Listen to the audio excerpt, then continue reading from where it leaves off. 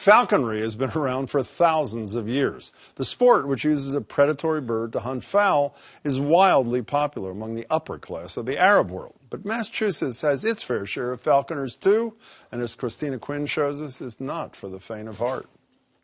Bill Johnston, we are outside a mews. Correct. Can you explain what a mews is? A mews is an archaic term employed in falconry to describe where you keep your birds of prey. In this case, 5 birds of prey.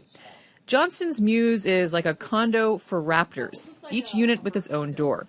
State and federal regulations require certain specifications for these homes, and that includes keeping the birds separated from each other. This particular bird, Christina, is called Rufus, and it's a little falcon that's a hybrid between 2 separate species, and I use Rufus primarily to hunt feral pigeons. Massachusetts law allows master falconers to own up to 5 birds of prey.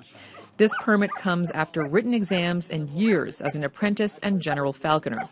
There are only about 60 permitted falconers in Massachusetts. So I'm going to go and weigh Rufus, because if Rufus is not hungry, he won't come back to us. Oh, he won't hunt. These animals are not pets by any stretch. If they catch prey and aren't hungry, they very well may decide to fly off on you and never return. Rufus weighs 504 grams. He'll be hungry. Falconry is a hobby that requires a certain level of commitment. Johnston is retired, but caring for these predators is a daily job. On the days he's not hunting with them, he takes them out to a field to exercise, which is where we're headed next with Rufus and Fiona, another falcon. A couple German short-haired pointers named Filey and Selby join us too. These are bird dogs, primarily because they're versatile hunting dogs. You can use them to flush ducks and to point pigeons. Filey and Selby are an integral part of the hunting process. Johnston describes it as a partnership. Hey, Rufus. Quail feathers dangle at the end of the pole to lure Rufus. Ah, you got it, Rufus. Way to go. When he catches it, he's rewarded with quail meat. Eric Page is a first-year falconer, and he and his sponsor caught this steely-eyed red-tailed hawk named Gribbly last summer. He was probably born in May or June. We trapped him in August, so he's a few months old. That's right. To become an apprentice falconer, you need to catch your own raptor in the wild. This is no small task. But Page says it's rewarding, and he really enjoys taking Gribbly out with his daughter, Sydney. It gives me an opportunity, again, to get out in the woods with my daughter, another way to get out there and have a connection with such an amazing animal. A connection falconers hope will continue to soar.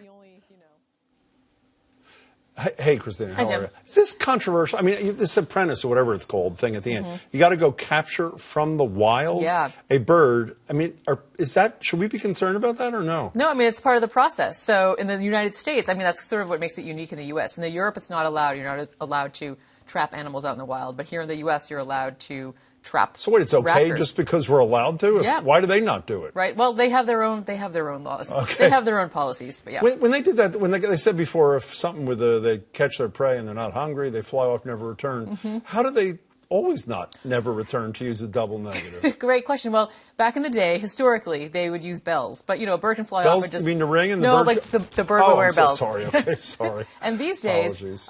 Dinner!